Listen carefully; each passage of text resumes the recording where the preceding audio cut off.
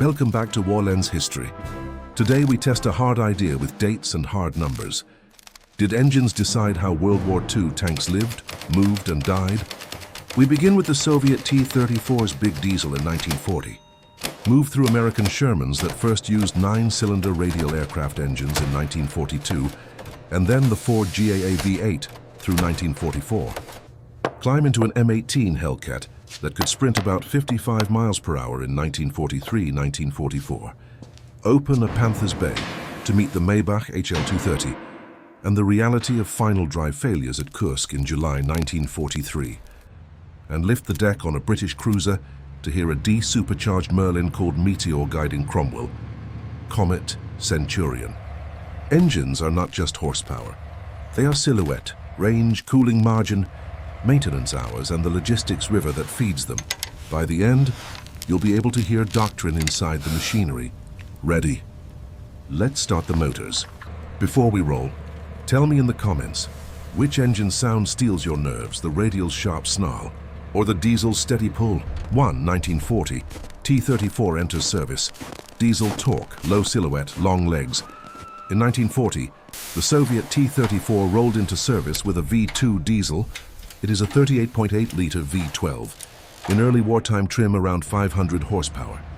Road range for early 76mm models commonly runs in the past 330km class on good roads, and 200km cross-country when the ground is soft or rutted. Diesel resists ignition if the armor is hold. The broad low RPM torque lets wide tracks bite and keeps the hull moving where lighter suspensions bog.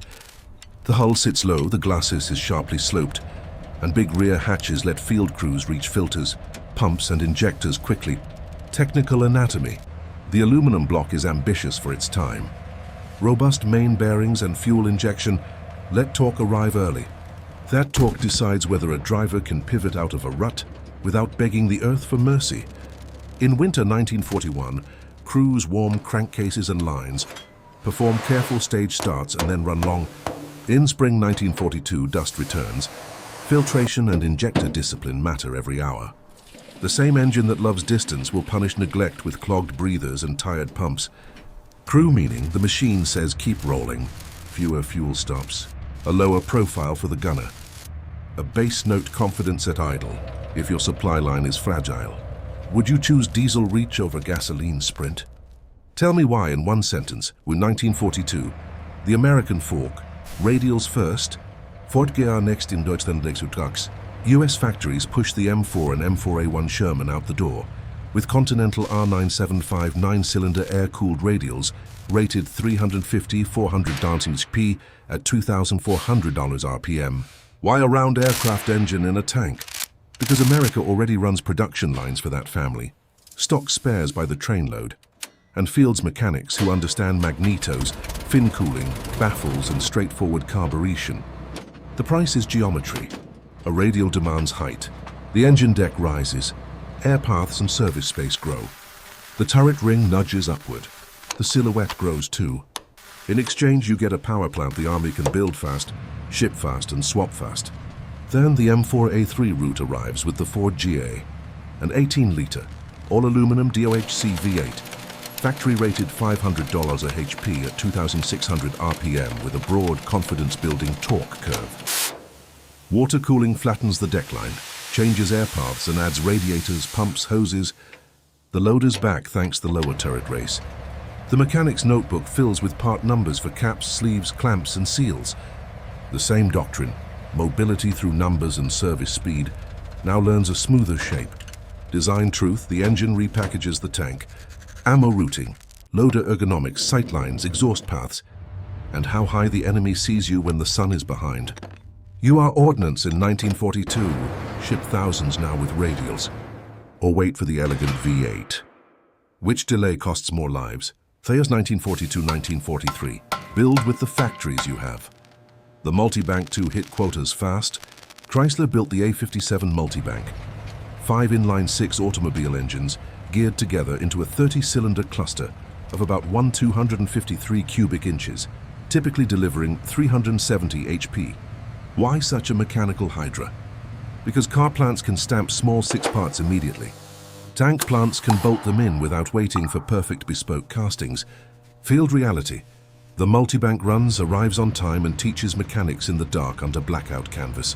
Supply officers discover that a good parts river forgives design quirks by drowning them in replacements. Doctrine becomes a checklist: pull, swap, sign, roll. One word in the comments: elegant or everywhere.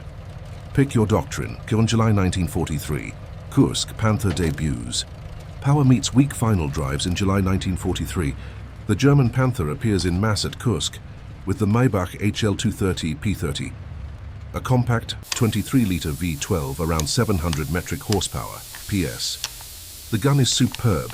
The frontal armor promises overmatch, yet the drivetrain complains. Final drives, the last gear sets before the sprockets, prove underdimensioned after late weight growth and hurried production. Early reports note engine bay fires, overheating, leaks, and especially broken final drives under shock loads in rough ground. Timeline snapshots. Late June 1943. Roughly 200 Panthers reach the regiment. 2 burn unloading from trains. 5 July 1943. Battle opens with WWII operational. July 1943. Around 40 remain fit for immediate combat. Others sit as breakdowns or queued repairs. Mid-late July. Units that nurse the throttle and respect the drivetrain see better availability. The design matures, but the reliability tax stays. Doctrine meaning, a great gun and strong nose do not matter if the mechanical bridge from engine to sprocket cannot survive the turn, the sprint, or the retreat. Engineers and commanders learn together that taming the peak sometimes saves the whole machine. In late 1943, would you derate engine RPM to save transmissions? Or keep full bite and gamble on driver discipline? 5. November 1943, governing the fix. Tame the peak to save the system. By November 1943, workshops fit governors to limit HL230 RPM near 2500. Bearings are revised. Cooling is tuned. Drivers are briefed to treat the throttle like a promise, not a dare. Reliability rises from the fragile D series. Later Panthers fight longer between breakdowns. Yet the final drive tax never vanishes, especially in hasty sprints between hedgerows or in broken ground where shock loads multiply. Engineering debt, paid late, charges interest in hours lost to the repair bay and positions lost on the map. 6 July 1943, October 1944. The M18 Hellcat, velocity as armor from July 1943 to October 1944. The United States builds over 2,500 M18 Hellcats, a light hull on torsion bars, an uprated Continental R-975 around 350 HP, and a mission that reads like a dare, speed and surprise. On roads under good conditions, the Hellcat can reach about 55 mph. Crews treat velocity as armor. Don't be where the shot lands. Don't linger where the last muzzle flash was seen. But speed is conditional. Hedgerows eat it. Mud eats it. Channelized towns eat it. And speed without cooling headroom or intake discipline becomes a number in a manual, not a capability in a fight. Would you trade 10 Maybachs of top speed for 30% fewer overheating events? Yes or no? Say yes, no, and your reason. 25 Og, 16 Nov, 1944. Red Ball Express. Gasoline wins by logistics between 25 August and 16 November 1944. The Red Ball Express runs a closed-loop convoy highway from Normandy to the front. At peak, dispatchers field about 5,158 trucks, moving roughly 2,500 tons per day for 83 days. One-way roads keep convoys flowing. Blackout slits glow in the night. Many drivers are black soldiers whose labor keeps gasoline, rations and spares moving despite bombs, bridges, weather. This is how a thirsty radial-powered army fights every day. The logistics machine pours until the gauge needles behave. Engine swaps become a routine art. Depots feel like Detroit with mud. What wins more battles in your book? A tank that sips, or an army that pours? Type sip or pour. 1941, 1945, Britain. Sansa put an aero heart on the ground. Britain takes the Rolls-Royce Merlin's core and de-supercharges it into a ground-tuned V12 called Rolls-Royce Meteor. It's around 27 litres, generally in the Hummer 550-600 HP class for tanks on pool petrol. Cooling and accessory layouts are redesigned for mud, dust and maintenance reach. The result is torque early, unhurried revs on long marches, and reliability that encourages officers to write bolder movement orders. Cromwell wakes the doctrine. Comet refines it. Centurion becomes the shape of the future. The engine did not just move tracks, it moved doctrine beyond the cruiser infantry split toward the main battle tank idea. Vote 1, heat tolerance, weight savings, or lower maintenance hours. Which keeps more tanks moving? Signed, the 4 riders of engine failure. Heat, dust, water, cold heat raises needles. Long climbs, soft ground, and idling in ambush boil coolant even with shutters and baffles. Dust turns intakes into sand filters. Power fades quietly, and oil turns abrasive if discipline slips. Water tests seals and electrics. A hurried Ford can gulp through breathers and turn oil to milky coffee. Days of rain creep into connectors that once worked fine on the parade ground. Cold spikes viscosity and drains batteries. A good engine becomes a stubborn one. Counters, shutters, baffles, cyclonic cleaners, splash shields, winter kits cost kilograms you cannot spend on armor or ammunition. There are no free kilograms in a tank. Staff hands you 500 kilo. Do you spend it on cooling margin, extra armor, or ammunition? Pick one and say why. 10. What the engine silently decides. Your doctrine in metal. Every start casts silent votes. Silhouette and hit chance. Tall radial deck versus lower V engine package. Sprint versus endurance. Gasoline logistics versus diesel reach. Maintenance culture. Swap engine depots versus field fix habits. Supply chain. Thousands of trucks and one-way convoy roads versus fewer resupply touches in deep operations. Thermal headroom tuned for peak or survive the climb. Crew psychology. Initiative when gauges behave, caution when needles creep. Spec your WWII tank for the fight you fear most. Breakthrough, pursuit, or defense in depth. Which engine family do you choose and why? No single engine wins WWIIs. Instead, each engine sculpts the war an army can fight. The T-34's 1940 diesel teaches low profiles and long legs. The 1942-1944 Shermans proved that manufacturing scale and fast swaps can turn good enough into good enough everywhere. The Panthers' July 1943 debut proves stellar guns and frontal armor die on the vine if the final drives cannot carry them to the ridge. Meteor 1941-45 shows that aerometallurgy and thoughtful cooling can mature doctrine into the post-war Centurion shape. Deep dive inserts. Use these to extend runtime without breaking Flower Barbarossa Winter 1941. A T-34 platoon stages a night start at 20 degrees C. Oil is heavy. Batteries are thin. Crews warm crankcases and lines with stoves and lamps. The V2 coughs, then steadies. The march begins while nearby gasoline units fight frost and flooded carburetors. Diesel's reward is movement when the thermometer says, stay. The price is vigilance on filters and injectors when dust returns in April. The platoon leader writes, distance is a weapon you carry inside the hull. If your unit could add only one ritual, perfect cold starts or perfect dust filtration, which would you choose and why? B. Tunisia Sememblas Parputiga. A U.S. maintenance company demonstrates standardization. An R-975 comes out with chain hoist, rails, and practiced hands. A spare goes in before midnight. One magneto is fussy, one oil line reflared, one baffle trimmed. The tank is back by dawn. A Sherman is more than a hull. It is a system of parts multiplied by transport. Speed of repair is armor the enemy cannot see. Comment swap if you believe depot swaps beat field fixes, or fix if you'd rather repair in place. See Italy 1944. A British troop commander listens to a Meteor idle behind Cromwell plates. The note is smoother than the old Liberty. The cooling system breathes better on climbs. The troop learns they can keep moving across the Apennines without nightly rituals they once feared. Confidence reshapes orders. The map opens because a crankshaft turns steadily. Would you import one aerospace trait first? Heat tolerance, weight savings, or long life ignition? Vote in one word D. Eastern Front 1942-1943. A German recovery crew wrestles with a Panther, thrown track on wet soil. The engine restarts. The final drive grumbles. A tow chain snaps. The nearest depot is short of gear sets. The crew knows the gun would dominate the next ridge if it could just get there. But logistics is a slope too. and the enemy climbs it with trucks and diesel, not glamour. Type sustain if you believe logistics beats peak performance every time. Northwest Europe, September 1944. The Red Ball Express thunders at night. Convoys run with blackout slits and discipline.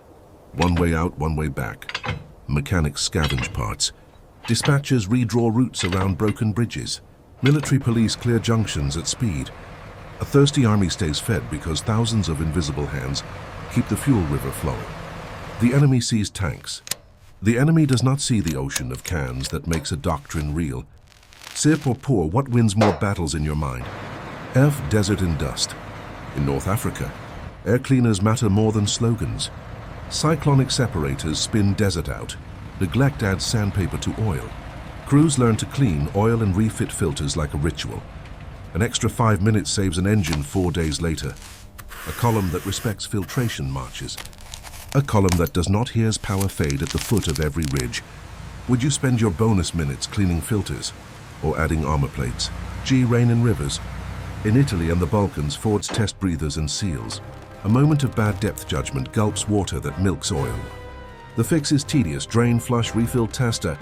The cost is time and vulnerability. The lesson spreads: splash shields, wading trunks, discipline before the water's edge. Your call: patience at the river or speed with risk.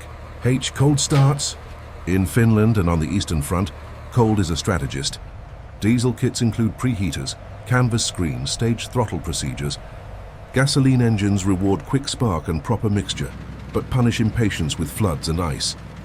Crews who rehearse startup as a drill begin the day as a unit. Crews who improvise begin the day as an accident. Would you delay the march 30 minutes for perfect starts if it buys a full day of reliable running? Yes or no, I bridges and weight. A powerful engine tempts heavier armor. Heavier armor demands stronger transmissions and wider tracks. Bridges on campaign do not care about dreams. A staff that forgets bridge ratings writes beautiful memos and ugly obituaries. Power must move through roads, not just through gears. Pick one limit you'd enforce ruthlessly. Weight, width, or daily march hours, J. Fuel quality. Pool petrol varies. Diesel batches vary. Additives appear and vanish. Good engines forgive. Tight engines punish. Armies write fuel discipline into orders. Settle drums, filter, inspect cans, record batch notes. Doctrine hides in paperwork more than in speeches. Would you invest in better filters or better training? One word in the comments. Comparative anatomy. How engines reshape hulls and habits heighten deck. A radial's round form stacks vertically. Hatches and air paths rise. The turret ring nudges upward. Silhouette grows. A V engine spreads lengthwise. Decks flatten. Maintenance doors widen. Loaders breathe easier. Cooling architecture. Air-cooled radials demand baffling. Tight shrouds, clean fins. Water-cooled Vs demand radiators. Pumps, caps, hoses that do not burst on the climb. Both die without discipline. Both live long if crews treat gauges as orders. Fuel behavior. Gasoline offers easy starts and high volatility. Good for sprint, risky when holed. Diesel offers torque and ignition resistance. Good for range and survivability. Demanding in cold. Maintenance culture. US depots practice engine swaps as routine art. Soviet field units embrace field fixes and cannibalization. German units in 1943-1944 wrestle with precision parts under scarcity. British units learn that aerograde metallurgy calms mechanics. Morale. A steady idle steadies hands. A ticking misfire tightens throats. Crews who trust their engines take initiative. Crews who don't hesitate. Doctrine often rides on needle positions more than on speeches. Worked examples. 3 scenarios with numbers you can read aloud. Example 1. Pursuit on firm roads.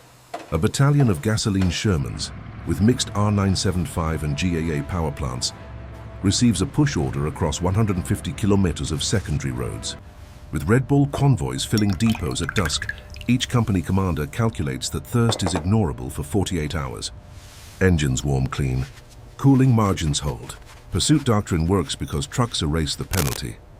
The battalion arrives fuel heavy and fights the afternoon with engines still eager to restart after short halts. Before you move on, now or later, would you rather have good enough tanks today or better tanks next month? Example 2. deep raid across hostile tracks. A regiment of T-34 stages from a forward railhead at dawn, briefed to cut a road 200 kilometers behind enemy lines. Diesel tanks launch with fewer fuel lorries than a gasoline force would need. Filters are clean, winter kits are ready for the overnight idle. The raid hits the road at dusk on day one and finds it empty, because range made the plan possible. The return leg is tense but within endurance. Engines idle with stubborn patience, while scouts blow culverts at bridges. Type reach if range is your weapon of choice. Example 3. Defensive battle with hasty counterattacks. A German Panzer brigade fights from one village line to the next in late 1943. Panthers lead. The ground is broken. The enemy presses with artillery. Commanders need short, hard sprints between positions and fast pivots when flanks crack. The HL230 can deliver torque, but the final drives complain. A staff officer orders stricter RPM limits and longer cooldowns. Combat power falls even without enemy fire, because mechanical margin is now the bottleneck. Comet derate if you'd pull the RPM down, or full bite if you keep the power and trust the cruise. Synthesis, the verdict in plain words. No single engine wins the war. Instead, each engine sculpts the war an army can fight. T-34, 1940. An aluminum block V2 diesel around 500 HP, low hull, long legs, teaches low profiles, deep operations, cold procedures and filtration discipline. Germans, 1942-1944, radials first, 350-400 HP, then Ford GAA V-8, 500 HP high. Prove that manufacturing scale, parts commonality, and engine swap depots can turn good enough into good enough everywhere, every day. Panther, July 1943 debut, HL230, 700 pieces. Great gun and nose, but final drive fragility in early deployment. Shows that performance without sustainment converts power to paper. Taming the peak with governed RPM, late 1943, raises availability but never erases the tax. Meteor line, 1941-1945, a Merlin's heart moved to earth. 150-600 ALR HP in tanks shows that aerometallurgy, cooling and accessory placement can mature a fleet into the post-war Centurion path. Put simply, America bets on industry and logistics. The Soviet bet is operational reach. Germany's gift is performance, but its weakness is sustainment. Britain's pivot is technology transfer that births the modern MBT. Engines are not just parts. They are policies in metal. Spec your WWII tank for the fight you fear most. Breakthrough, pursuit, or defense in depth. And tell me which engine family you choose and why. Engines are choices, and choices shape wars. If this deep dive sharpened your ear, tap like, hit subscribe, and drop your pick as the first line of your comment. Then tell me which campaign you'd test it in. See you on the next march.